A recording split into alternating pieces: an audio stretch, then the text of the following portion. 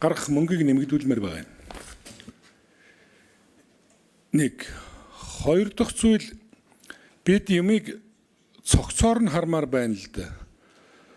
Сургууль дотор байрыг ариун цэврийн байгууламжтай болгоно гэд бодлогын нэгдмэл байдлыг алдагдуулсан мөнгө үржигч байгаа байхгүй. Хүн амьдарч байгаа сүрэн газар юм бол тэнд өөрөө угаасаа энэ цэвэрлэх байгууламж ариутгал татваргын асуудал шийдэгдэх ёстой шүү дээ. Тэгэхээр нэгдсэн нэг юмн дээр бусад бүрдүүлж байгаа салбарууд нь хамтарч ажилтдаг хэлбэрээр хийгдэх ёстой байхгүй. Сумын хэмжээний ариун цэврийн байгууламж гэж. Дараа нь хэдүүлэн саарл ус ашиглах тухай юм ярьдгийн. Тэгвэл одоо энэ шинэ хорооллууд гэдэг юм уу, шинэ орон сууцнууд гэдэг юм уу, дандаа тэр цэвэрлэх байгууламжтай газрууд дээр тэр ариутгал цэвэрлэх байгууламжаас гарч байгаа саарл усыг ашигладаг технологийн шугам сүлжээг нь хийж өгөхгүйгээр бид хуучин барилга байгууламжид дээр явах ямар ч боломж байхгүй шүү дээ. Тэгэхээр стандартаа шийдлэх тухай асуудал байгаад байгаа.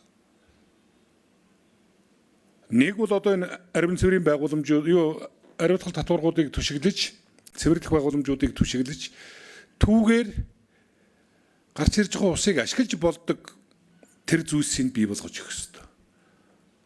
Тэр модон тарьдаг юм уу юугаа яадгийг тэр устганы системээр нь тэхгүй тэгээд нэг хэсэг цэвэр гэдэг юм уу ундны усны нөөцөөрөө өөр ажлууд хийгээд ариутгал татваргын саарл ус тэр жигтэй зайлаад байгаа юм илүү үйл явц яваад байгаа байхгүй.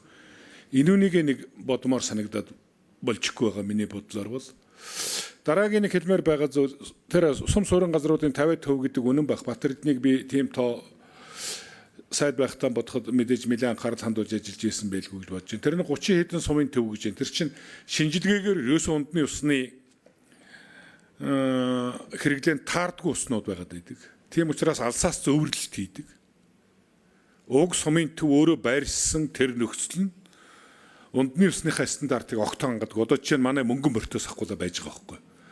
За тэр 30 хэд сумдын 50 хэдэн хувь гэдэг чинь орчны бохирдлоос хамааралтай эсвэл хүнд элементүүдийн тодорхой нэг элемент нь өндөрч гэдэг юм уу ийм байдлаас хамаарат ундны усны асуудал дээр асуудал үүсгээд байдаг. Бид хэд нэг баахан цэвэрлэх ус цэвэршүүлэгч гэдэг имийг ундны усны их усүр дээр тавьсан үнэндээ ашиглалтын технологи нь хангагддаг байхгүй. Тэгэхээр энүүнийг ер нь яаж одоо зөв болгож энэ иргэдийг баталгаад ундны усаар хангах тухай асуудлыг шийдэх юм бэ гэж. Бачаар шин гүцэж асууя. Энэ асуудлуудыг дүгнэлтэндээ нэлээд тодорхой оруулад за их хурлын дарга танилцуулаад их хурлын дарга юу гэж чиглэдэг юм. Байнгын хорооноос тогтоолын хавсралттайгаар холбогдох газар нь хөргүүлж байж саяын ажлын хэсэг ажилласны үр дүн төрийн бодлогод шийдлээ олж тусах болов гэж би ингэж бодоод байгаа. Энэ гадагшаа урсгалт гадаргын усныхаа ашиглалтыг яах юм бэ гэдэг асуудал байгаа. Том юм хийхээр зэрэг хаяа залган амьдарч байгаа улс орнууд чагт тавьж байгаа болчихгүй. Жижиг юмнууд ягаад хийж болохгүй вэ? Бид хэд хүний анхаарал татгааргүй жижиг юмнууд хажууд нь яга байгуулад байж болохгүй байна. Тэгэхээр энэ гадагшаа гэдэг юм уу хүний рүү чиглэсэн урсгалтай гадаргын усыг бол бид байж болох хэмжээнд нь бүрэн ашиглах ёстой юм аа. Худлаа үнэн жигтэйх олон улсын хууль дүрм ярьцгаагаад байцгаагаад байгаа улс байхгүй бид. Энэ үнээс л нэг зайлсхиймээр санагдаад байгаа юм би бол.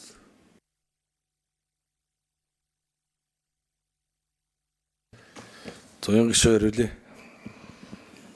За Бачаргал гишүүнд маш их баярлалаа. Таны хэлсэн саналуудтай бол бүрэн дүрэн санал нэгдэж байгаа.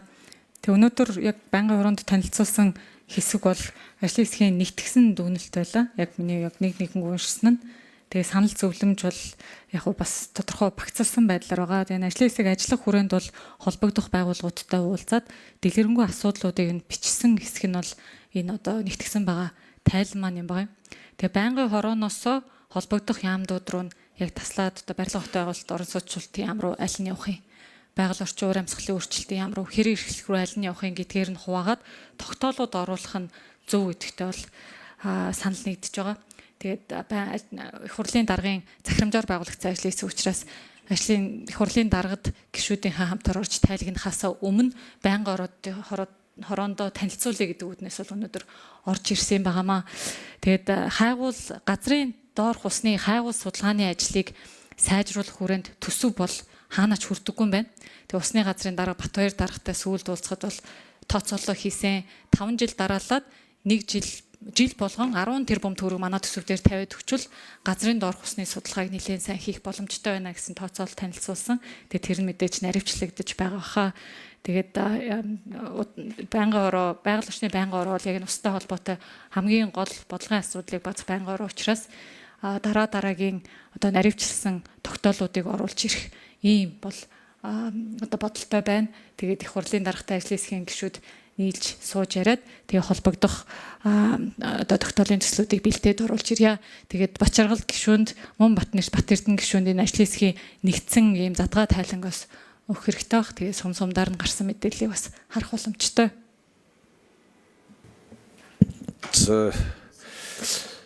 Сэдвэр гишүүн